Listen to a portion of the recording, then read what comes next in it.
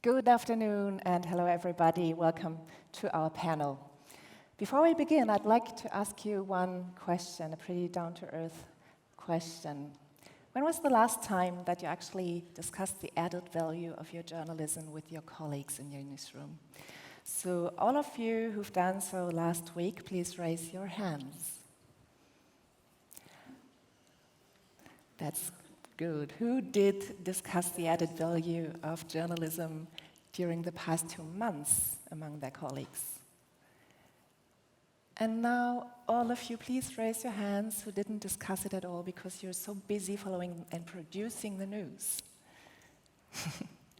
And, well, all of those who didn't dare to, I have a qualified guess. So, that's why we're here, right? We need to discuss how we can create better added value for the people out there, how we can inform them better, and how journalism needs to change when everything else is changing at rapid speed. Thanks for coming. I'm Ellen Heinrichs. I'm the founder and CEO of the Bonn Institute for Journalism and Constructive Dialogue, here in Bonn, obviously. And the Institute was established by 4 big European media companies only this year. We offer newsrooms the space and the opportunity to discuss and experiment on how they can better serve their audiences. Because we believe journalism really needs to serve the actual information needs of the people. We have to take responsibility of the impact of our journalism in troubled times. We know from the Reuters digital news report that has been published last week that people are increasingly turning their backs to us. Many feel overwhelmed and stressed by the abundance of negative news out there. And it's only gotten worse during the pandemic, unfortunately. We are also facing a decline in trust since many years. Even in Germany, many people doubt that the media is even an essential part of democracy. And especially young people think that the media are basically irrelevant for their daily lives. So how can we better inform the public? Because there's no question that we have to do this, right? Our societies need informed citizens who can make informed decisions. What it means when the public is uninformed is something we are unfortunately seeing in Russia these days. But I'd like us to be a constructive panel. Let's ask, is there anything we can learn from the past 2 years that might help us to inform the public and help our profession to stay relevant to the people in the future? Because the pandemic is not only a crisis that we're facing, our societies are in constant crisis mode. Everything's changing, and for journalism, it means it does also need to change. So what have we learned, and what do we do now? I'm very happy to be able to discuss these questions with my great panel, namely with Tinatin Berdzendishvili, Director General of the Georgian public broadcaster. Tina has been with the Georgian public broadcaster for more than 20 years. She became Director General and has before worked in many different positions at the former state broadcaster, including the position of the first Deputy Director General. I'm happy to have Ewen MacAskill. He's an investigative journalist who's been with The Guardian for many, many years. He's, for instance, interviewed the US whistleblower Edward Snowden in Hong Kong and was part of the team that won the Pulitzer Prize for that coverage. And in 2022, this year, Ewen has actually joined the Constructive Institute in Aarhus, in Denmark, to look at journalism and its role in polarization. We're joined by the founder and CEO of even this Constructive Institute in Aarhus, Denmark, Ulrik Haagerup. Welcome. He's also worked as an investigative journalist and among many other positions in Danish media has served as a director of news at the Danish public broadcaster DR. And then we have Melanie Stein, who's just made it in time because of heavy train traffic in Germany once again. So I'm really glad to have you, Melanie. You're a journalist from Germany, and you're also the host of a constructive political debate show called Diskothek on YouTube.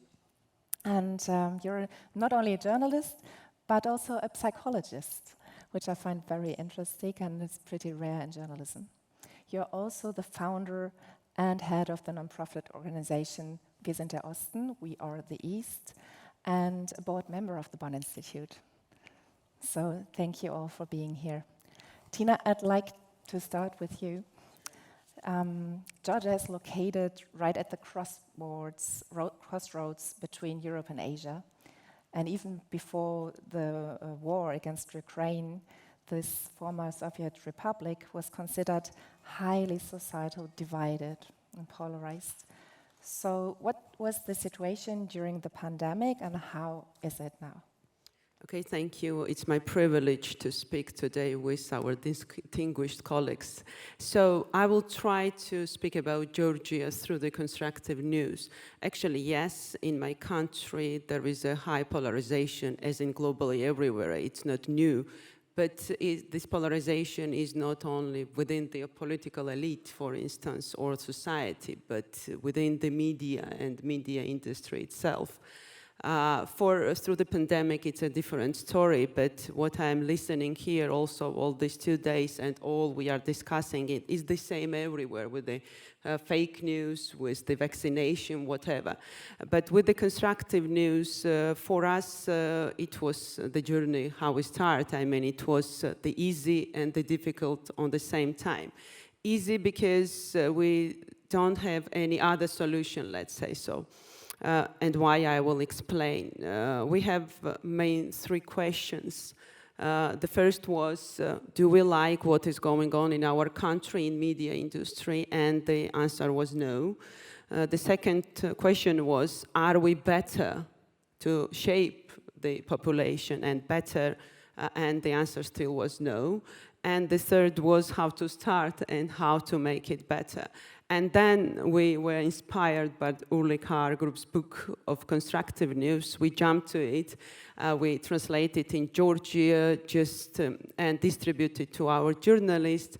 But it was only beginning because, you know, there were a lot of skepticism that what is constructive journalism? Is it about positive news, hiding something or whatever? Because in my country we are trying to find a black cat always. So we start to talk with the journalists that people, let's just start, and if we don't like it's okay, we can just not to proceed. And after we have already signed the agreement with the Danish Institute, Constructive Institute, and we have 10 fellows already, and we are going to serve some of them. But after they returned, the most skeptical ones, this is very important, they came in and said that, yes, this is the house of journalism, and this is what we need in Georgia, just to decrease the polarization. And to your question, that there is something new. I mean, society is polarized, and even now when we have our path to EU, and we are waiting, and I do hope that it will be, let's say so, optimistical for us. Okay, there is a big polarization. But what was it that actually convinced these very skeptical colleagues that constructive journalism might be a way? So this is a very good question. I mean, I think that we take our time to go through this and to practice somehow. And I think that about the tools, Ulrik will talk better than me. But as I mentioned, for the public serious media perspective, I think it's my opinion that there is only way, because all we see that there is something going on, and we have to solve that. And to decrease this polarization, to explain the news, what is happening with me as a citizen, not from the political elite and political perspective, I mean, but from the citizenship.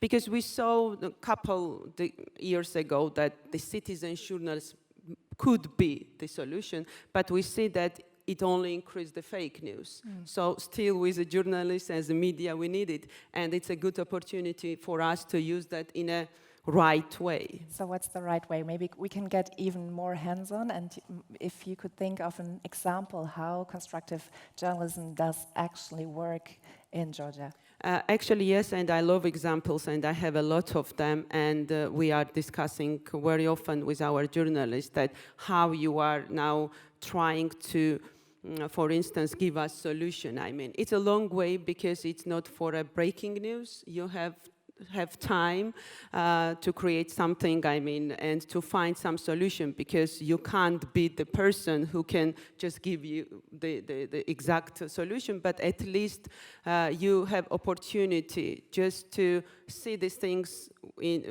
from eyes of the citizens. I mean, and for instance, the very good example, now a lot of people, and here I also heard that we are talking about how we can cover war, which is in heart of Europe, near us, in a constructive way. Yes, we are not going to cover war in a constructive way. You're not? But there is necessity not to have a war in our story. This is the main idea. So I can speak about examples, but I will give the time. Yeah. Thank you, Tina. I'd like to hand over this very interesting question to you, Ewen.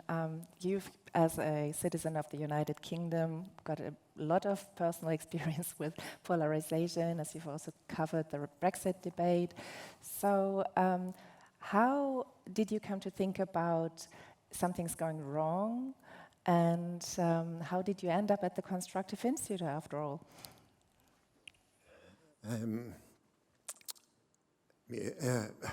Ellen's right. Of all the countries in Western Europe, the UK is probably the most polarized. For the last 6 months, I've been at Aarhus in Denmark, working with Ulrik, looking at polarization and ways that journalists can reduce it. And I just received we produced this booklet. It's called Listen Louder, how journalists can counter polarization. I received it today, and it's going to be officially launched tomorrow. In it, there's an opinion poll looking in Denmark, Germany, and the UK, and it makes for pretty disturbing reading. We saw the Reuters Institute report last week. This was taken later. It was late in May, and what it tells you is that news fatigue is growing. The number of young people who are not bothering with the news is increased. So it's pretty disturbing news. And that comes to the point that Ellen asked me the question, you know, what I think we should be doing about it and why I came to change my mind. I believe journalism needs a reboot. Most of my life I've been a reporter. I've covered investigations, I've covered wars, I brought down a British cabinet minister. I believe in these things. To me, that's the essence of journalism. Investigations, hard news. And I've always been slightly suspicious of constructive journalism, always sort of slightly a cult, happy-clappy, a bit like peace journalism and Solutions Network.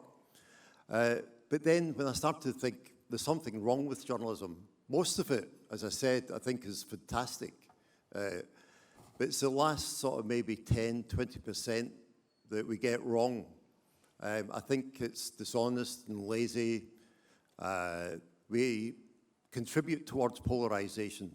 The way we report politics, the way we don't engage sufficiently to the public. The title of this booklet is Listen Louder. It's because journalists don't listen to the public. And there's a huge silence there, and that's from young people that don't bother with us anymore. So this is a huge problem to be dealt with. The big change for me came in 2017. The editor of The Guardian, Kath Weiner, gave a keynote speech looking back in the last 200 years of Guardian history. And I was struck by one paragraph, and she said, it's not sufficient for journalists to be critical. we have also to try and look at solutions. We can't just sort of be outsiders, sniping at politicians, sniping at the system. We also have to come up with something constructive. And I thought about it, and I thought she was right. And after that, I started writing solutions into stories, and I started looking for ways to, if I did an investigation, as well as exposing things, I would attempt to at least try and balance it out by ways forward, ways of dealing with the problem. And last year, Ulrik invited me to go to the Constructive Institute in Aarhus to work on this project. And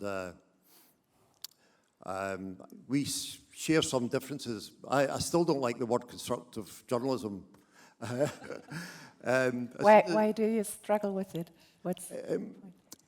I think it might be something that people in Scandinavia or Germany are comfortable with. But the very word constructive journalism in Britain and America is a complete turn-off. Most journalists, when they hear that, the word constructive journalism, they think it's like the plague. They don't want to know about it. And I have to admit that was my feeling too, because constructive journalism was first raised in Britain in the 1990s by a journalist, the BBC journalist, Martin Lewis, and he suggested that the news agenda was too negative and that you need to balance it with more positive stories. And the immediate reaction of journalists throughout UK was absolute rubbish, total bollocks. He's not a real journalist. He's just a newsreader, reading out Nautocue. What does he know about news? And even today, journalists much younger than me will still talk about Martin Lewis. They're affected by it. You get the same reaction in America. So I believe in a lot of the things, or most of the things that Ulrik does. I believe in finding solutions, but I certainly wouldn't call it constructive journalism. Thank you, Ewen. You've painted a pretty bleak picture of the state of journalism. So since this is a constructive panel, at least it's supposed to be, asking Ulrik now, the typical constructive question that would be, what now? So how can we, evolve journalism in a way that it becomes more useful and maybe also less amplifying differences between parties? Society. When this panel was planned, it was during COVID, and of course, at that time, what did we learn during COVID? And I still think it's interesting. I can see around 10 people with face masks here. I see people sneezing in their hand. I see people shaking hands, hugging. We have completely forgotten what we learned during the pandemic, all of us, including in the press. And actually, there were some things that we need to remember. Not only coughing like this, but also in journalism. And what did we learn? We learned that it was not okay that we only counted people dying from COVID. If we didn't talk about people who got well again, we would get people a screwed picture. We need to put facts into the equation. We need to be go-betweens between experts, and thank God we have them. Experts and decision makers and the public. We started asking the public, what are your concerns? And we used our talents and time to try to answer that. And we tried to engage people in a dialogue on that. All that came out of the pandemic. But we can see now all around the world that we're going back to normal, the so-called normal, which is not good. We are still trying to get the attention of people by painting only with a black color all the time. Politicians are going back. During COVID, they were trying to cooperate in order to solve a problem bigger than themselves. But now they are just trying to fight for attention, and they do what they always have done. So we all have to remember what we are here for, and the pandemic helped us for a little while doing that. But we can see the numbers now. Trust levels are going down. The amount of people avoiding news is now going down again. It's mainly young people and women. Young women, we have lost them completely. They don't like the narrative. But I think what's interesting, and also the interview with the professor before, even though it was in German, I did understand so much that it was extremely interesting. Not only the analysis of what's wrong, because we all get that, right? We know there's a trust meltdown in democracy. We've heard it 1,000 times. We know that people turn their backs on us. We have heard it so many times. But what he talked about was interesting. What can we do about it? So that question, now what and how, that's what constructive journalism, at least for me, tried to answer. And I was not really taught that in journalism school. I don't think you did either. It was about where and how much and who and why did it happen, who's to blame and who should be fired. But that's also interesting. But the real interesting thing for people when we uncovered all the problems is, what should we do about it as society? So let's maybe talk about... That's it. Yes, thank you. Let's maybe talk about some examples, because we've now really done what a lot of journalists tend to do. We have elaborated a lot on the problem. So let's now get to the solution. So how would you say journalism needs to change? In many ways. First of all, we have to understand something about our job. It's not, we just don't only produce a product to be sold. That business school model is dangerous. Journalism is so much more than that. It's the biggest filter between reality and the public perception of it. And that's why the choices we make in journalism make people and politicians think about the world in a certain way. And if we only paint about things that are most dramatic, most sensational, extreme, people will start to think that the extreme is normality, and that gets a screwed picture. So first of all, understand the responsibility. Then understand that a good story is not only a bad story. When you have uncovered the problem, the damn good story is there somewhere in the world with the same problem who had actually done something that we can learn from. If we have a problem in Germany, how did they solve it in the Netherlands? That's a good story. How can we angle our stories not only on the most black we can find or the most white? Because reality is all the colors in between. Some women would say 50 shades of gray in the middle, right? And how can we use journalism to engage people in a dialogue? Really listening to them. What is it you care about? And then try to find it. So that I think there are so many things we can learn and do better without violating any of the principles of good, critical, investigative, trustworthy journalism. And that's what it's all about. And sorry, what should we call that? And I think it's important to name things something. Investigative reporting, when you didn't have gray hair, somebody talked about investigative journalism for the first time. Because they found journalism was sleazy, we were just putting our byline on the press releases. We were just handing people with power the microphone. We were not doing a good enough job. So people, great editors and reporters started talking about investigative reporting. Same thing with constructive journalism. It means having a beneficial purpose. Doesn't all journalism have a beneficial purpose? No. None of you are lying. But have you ever done a story that was not, I mean, it was not wrong, but you knew it was not really painting the full picture, but it fitted into a headline, it gave you good quotes, it maybe rewarded you for a nomination for a big prize somewhere, but you know you didn't do good for society because you know you were cutting corners in order to do that. Have you ever done that? Have you ever done a story that you didn't even want to bother reading yourself if you were on vacation? Have you ever done that? Yes, we have. So how can we think anyone else will want to do that? So many things we can learn and do differently. And that's why I think we need to have a vocabulary, and that's constructive journalism. I can't find a better word. Positive journalism, I don't like. So that was a strong argument in favor of the term constructive journalism. I think we all agree that this helps us to speak about something that needs to change. And we also agree probably that this is all about journalism and not some specific form or some new tribe in journalism, right? So one member of the group of people who are trying to advance constructive journalism is Melanie. And I'd really like to understand, how are you doing this constructive political debate show on YouTube that focuses on young audiences? I'd really like to get pretty hands-on. Yeah, first of all, thanks for the invite. It's I do very much agree to many things that have been said.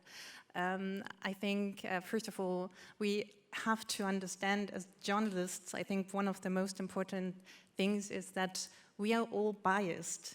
Even us, we see the world much more negative than regular people do. And we have to know our bias, and if we also know when we report negatively, that will reduce tolerance, it will reduce helpful actions, it can lead to helplessness, to depression, and we really have to see that and ask ourselves, is this really the journalism we would like to produce? So when I started working as a journalist, I very early had the feeling something was wrong. And I was starting to create constructive formats. And I was lucky to get part in a political talk show that tries constructive elements. It's called Discotheque, and it was a trial to create political debate for younger people on YouTube. And one thing we do is we give people space, we give them room to talk. Especially because we know in political talk shows, like more than 60% are either politicians or journalists. And we want to see many other perspectives, right? And other people might not be that experienced in talking, so we will need to give them room, and this is what we did. Another thing we did is we started with a statement. For example, this could be constructive journalism is the future. Who of you agrees? Who thinks constructive journalism is the future? Raise your hands. Who disagrees? Who says, no, constructive journalism is not the future? Out. That wasn't very constructive. So there might be other people who couldn't say yes or no, who are somehow in between, and we would ask them, okay, can you at least show us your tendency? And then we would ask our guests to sit either on the right or on the left-hand side, which shows they agree or disagree. And this has a good effect, because we invite politicians and they sit on the same side. When I was younger, watching a political talk show, I sometimes struggled to really get information out of it. I didn't know, okay, what was right? What are the facts now? We had, for example, one show with Gregor Gysi, who's from the left party, and Katja Suding from the Liberals. And we asked them, do you think people can achieve anything referring their social status in Germany? And both of them said no.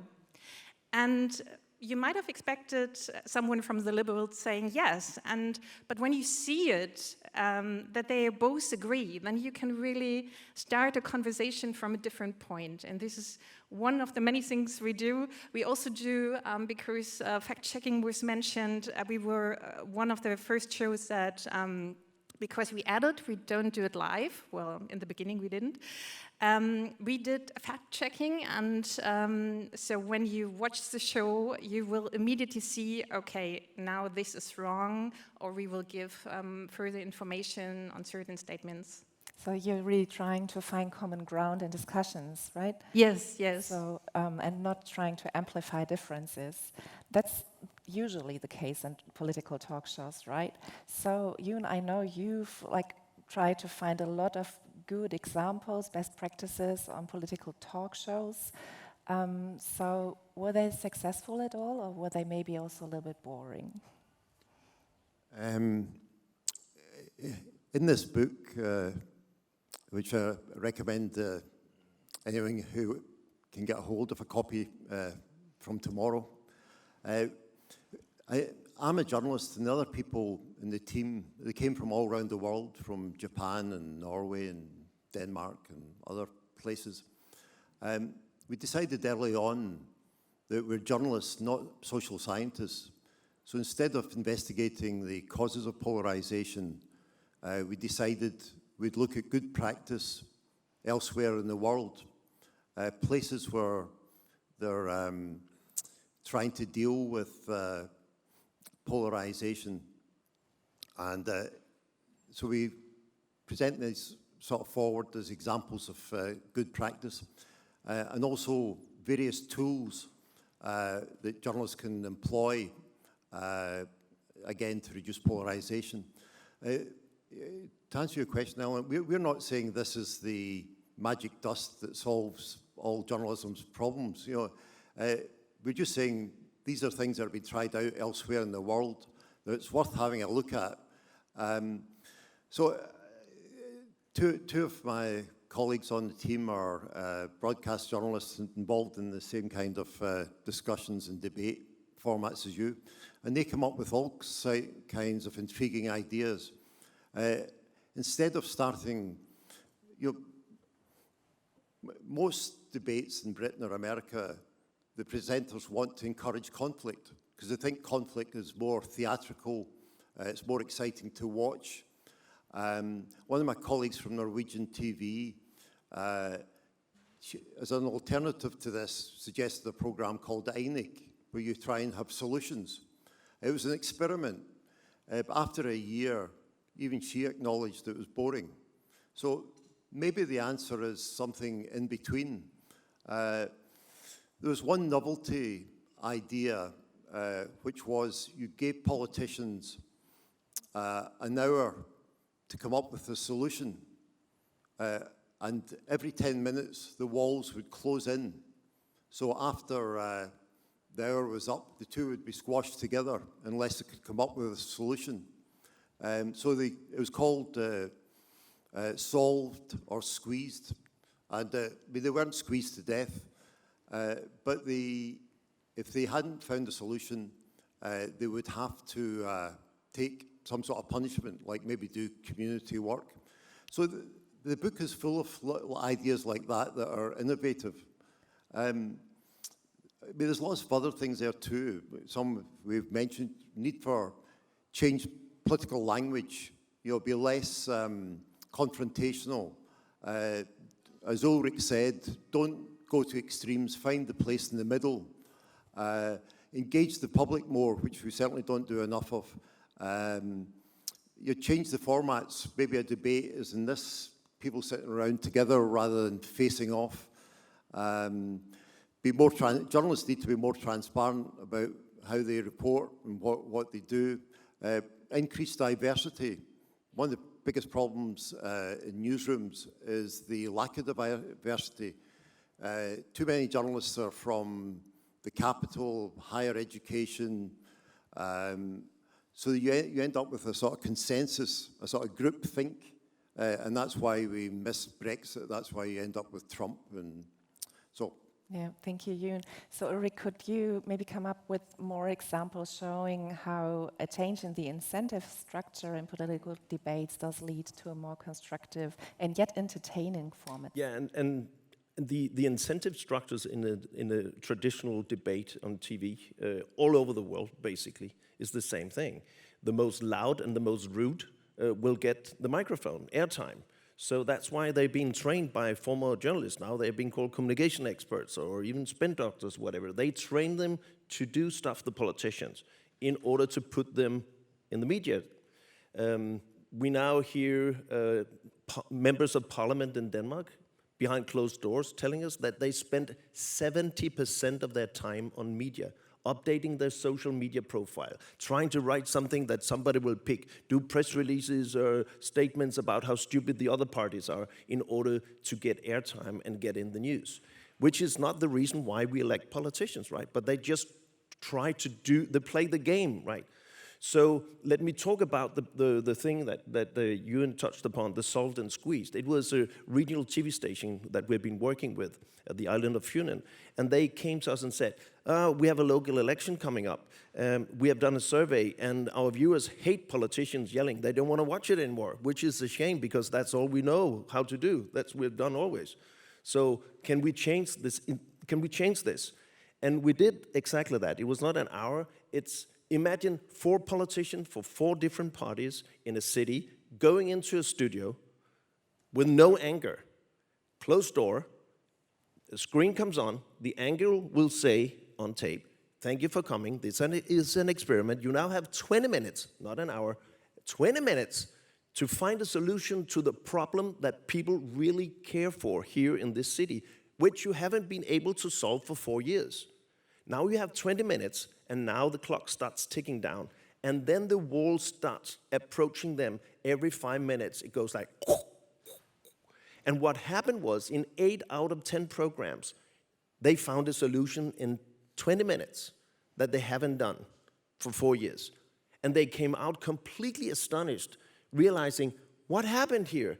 Because they were being appraised for doing what politicians really go into politics for, solving people's problems together. But normally they are being punished for doing that because nobody wants to hear about that in journalism. We want to go for the conflict. But now they're being appraised for that. And if we told them, if you don't succeed, that's a punishment. You have to clean up garbage on the beach together for 8 hours tomorrow, or work at the local nursing home. And they loved it. And furthermore, people loved it. And now the station is following up to see if they actually follow through, if they do it, and they do. And all the other cities at that island, they have 500,000 inhabitants. They are now picking up all the good ideas. That's what journalism can do if we change the framework. It's entertaining, maybe it's too much, but it's also serious stuff. But we need to play with it. And to think that agreements are boring, that's not true. It's a matter of thinking, how can we reframe journalism in order to make it appealing? Yeah. And not entertainment, but it can be entertaining, but it has substance in it. Yeah. And that's just a concrete example of it. Yeah, thank you, Ulrik. So, as you said, maybe we've all picked up some good ideas, and maybe even some of you have questions. So that would be the time. So this gentleman over there, he was very quick to raise his hands. Thank you for the discussion. It was very eye-opening, especially the examples that have been given. They've been really useful. My name is Farhad Ahmed. I am a young imam from London. A lot of young Muslims that we speak to, they feel sometimes frustrated at being misrepresented in the media. Is there anything that can be done from a constructive journalism perspective to make a solution for this? Who would you like to answer that question? Do you have a preference? Otherwise, I'd ask Melanie, actually, because you've already touched on the subject of a diversity of perspectives in journalism, sometimes lacking. Yeah, well, the answer is diversity, as you said. I'm so happy to be here and see this very diverse forum, and I was wishing this would be the way television would look like, actually. So yeah, I think the answer is we need them to invite them more, and of course there are great formats to do it. And the answer is not just having a host, but really a team that is diverse, and it will bring so much and great perspectives.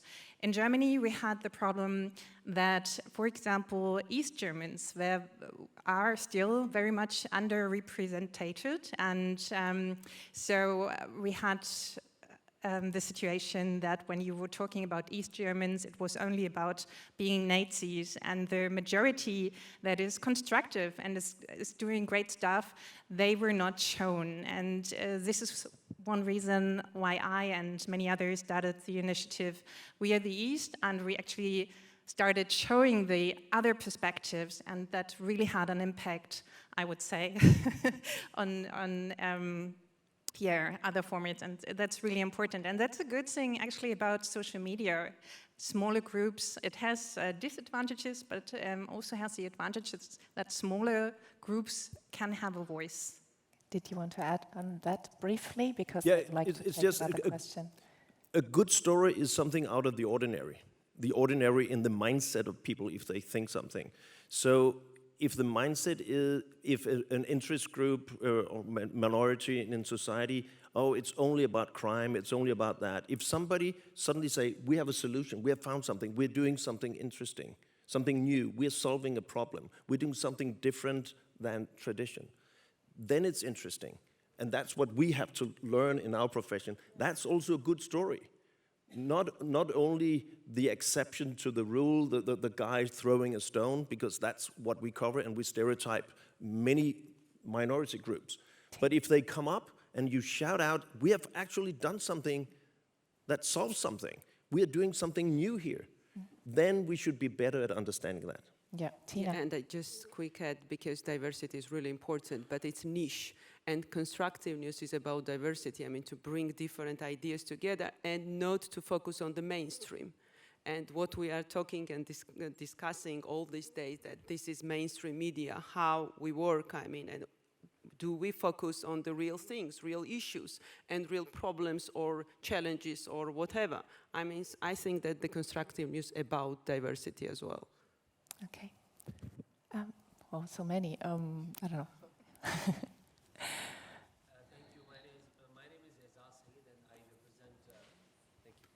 My name is Azaz Saeed and I represent Pakistan's largest media network, Geo News. My question is to Ms. Melanie and a gentleman from Denmark. The idea of constructive journalism is globally being accepted, but don't you think that it is also related to the countries differently? Every country has a different context. The third world countries where poverty is at rise, hatred and hate speeches and religion has a very a key role, and we see countries like Pakistan, India, even Bangladesh, Sri Lanka, and you can name many more countries. When you see their mainstream media and even the YouTube channels or the social media outlets, you see that anybody who's speaking hate, anybody who's spreading lies is getting more views, making good money, and everything is like that. So don't you think that it is also related to the context of the country? Because in this panel I see that most of the Western panelists are here. But, how would you like to respond? Thank you. I'd like to leave my role as a moderator for just a second, because I've got a background in working with DW for a long time. And we actually found out that people are so much more interested in solutions from some other place than in other people's problems. So I'd really encourage, focusing on solutions in reporting wherever you are on this planet, because people are just interested. Ulrik. Yeah, and I actually thought the same thing, that this constructive thing was mainly for richer countries and it's not for countries with a lot of problems. And it turns out not to be true. The more problems you have, the more newsworthy it is if somebody does something that helps something, that does something.